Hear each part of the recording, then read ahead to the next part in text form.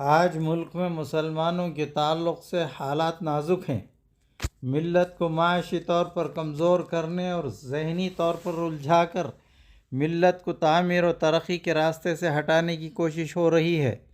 ان نازک حالات میں All India Muslim Personal Law Board ملت کو جوڑے رکھنے اور ملت کے اندر بیداری پیدا کرنے کی کوشش کر رہا ہے۔ جامعہ غیث الہدیٰ کے محتمم مفتی محمد اسلم نے افسران اور دانشوران سے خطاب کرتے ہوئے ان خیالات کا اظہار کیا اور بتایا کہ وقف ترمیمی بل کے ذریعے اوقافی جائیدادوں کو ہڑپنے اور نقصان پہنچانے کی کوشش کی جا رہی ہے۔ اس پر All India Muslim Personal Law Board اس بل کی مخالفت میں تحریک چلا رہا ہے۔ اس سلسلے میں 23 نومبر کو بنگلور کے دارالعلوم سبیل الرشاد میں بورڈ کا اجلاس ہونے جا رہا ہے اور 24 نومبر کو قدوس صاحب عیدگاہ میدان میں جلسہ عام ہوگا۔ اس میں شرکت کے لیے ملک کی نامور شخصیات تشریف لا رہی ہیں۔ مفتی اسلم نے کہا کہ پرسنل لاء بورڈ جو تمام مکاتب فکر کا ایک مشترکہ پلیٹ فارم ہے، مختلف میدانوں میں کام کرنے والے احباب کو جوڑ کر ان سے کام لے رہا ہے۔ ہمیں چاہیے کہ ان بزرگ حضرات سے جڑ کر ملت کے نازک مسئلے پر کام کریں اور اپنے اپنے طور پر جو خدمت ہو سکتی ہے کریں۔ آپ نے اجتماعیت کی ضرورت پر زور دیتے ہوئے کہا کہ اسلام کا نظام اجتماعی ہے، ملت کو جوڑے رکھنا وقت کی ضرورت ہے۔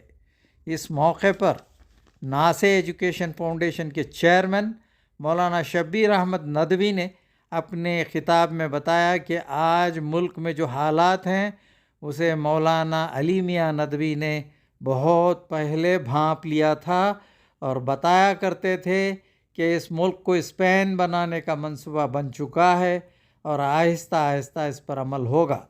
مولانا شبیر احمد نے بتایا کہ آج یہ باتیں سچ ہوتی دکھائی دے رہی ہیں۔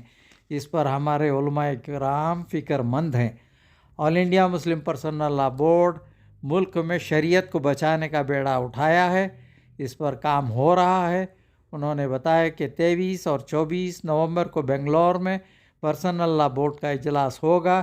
اس کی تیاریاں ہو رہی ہیں، جگہ جگہ میٹنگیں ہو رہی ہیں، دعائیں بھی کی جا رہی ہیں۔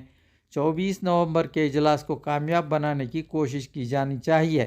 اس موقع پر ریٹائرڈ افسر جناب ظفاری نے اجتماعیت کی ضرورت پر زور دیا۔ ریٹائرڈ IAS افسر جناب ثناء اللہ نے تمام مہمانوں کا شکریہ ادا کیا۔ ہمارے ہندوستان کی مسلمانوں کی تاریخ بالخصوص 2014 سے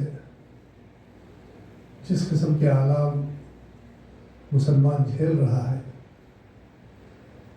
ان سارے مصیبتوں کو جیسا مفتی صاحب نے کہا، اللہ تعالیٰ یہ چاہتا ہے کہ ہم اجتماعی طریقے سے ہر ہماری عبادات کو بھی کریں، ہماری عملی زندگی میں بھی ایک اجتماعیت ہو۔ ہمارے ہندوستان کے علماء اکرام جب ہماری مسجدوں پر آنچ آئی تو انہوں نے 23 سال تک ایک ایسی جد و جہد بابری مسجد کو بچانے کی کوشش کی۔ اس کی قیادت ہمارے علماء کرام نے کی۔ آج بھی ایک نئی مصیبت تشریف لائیں اور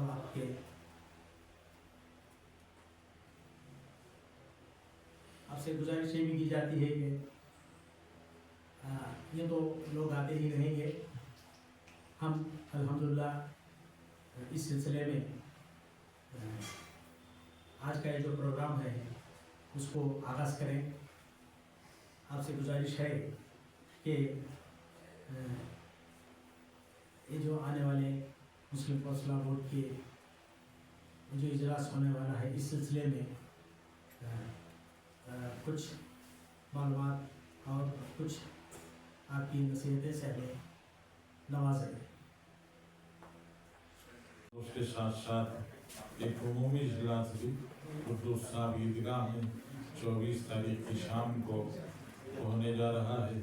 उसी सिलसिले से आज हमारे पूरे शहर के ऑफिसर्स और दानिशवरान का एक मुख्तसर सा इजलास मुनक़िद किया गया, जिसमें दानिशवरान इन हजरात और इन बुज़ुर्गों से भी गुजारिश की गई कि मुस्लिम पर्सनल लॉ बोर्ड के होने वाले इस इजलास में अपना ताउन पेश करें, अपनी मदद पेश करें और इस इजलास को कामयाब बनाने के लिए आप हजरात पर जो जिम्मेदारी है उस जिम्मेदारी को भी पूरा करें। उनके हक़ में दुआएं भी दी गई कि अल्लाह ताला आप हजरात की मदद फरमाए और अल्लाह जल्ल शानहू आज के इस इजलास को भी और होने वाले 24 तारीख के उमूमी इजलास को भी अल्लाह ताला कामयाब फरमाए। इत्तक़ू फिरासतल मोमिन, मोमिन की फिरासत से डरो जो बहुत दूर की देख देता है। हज़रत ने बहुत पहले मैंने अपने कानों से कई मरतबा सुना है। जब मैं नदवतुल उलमा में पढ़ता था 1990s में 89 में गया था, तो उसके बाद भी हज़रत से बड़े ताल्लुकात थे। तो हज़रत ने बारहा ऐसा मुंतखब जब मजमा होता, चुनिंदा हजरात होते, इंटेलेक्चुअल्स होते, तो उनके सामने कहते थे कि इस मुल्क को स्पेन बनाने का प्रोग्राम बन चुका है, उसके एग्जीक्यूशन के वक्त का इंतज़ार है, कब शुरू होगा, कहाँ से शुरू होगा, उसका इंतज़ार है। हज़रत बहुत पहले से कहते थे। हम लोगों को समझ में नहीं आती थी बात, लोग सोचते थे कि 20 करोड़ मुसलमान हैं और इतनी आसानी से स्पेन बना देंगे, जबकि पूरा मुल्क स्पेन 800 साल मुसलमानों ने वहाँ हुकूमत की थी। दुनिया की सबसे बड़ी मस्जिद वहाँ मौजूद है।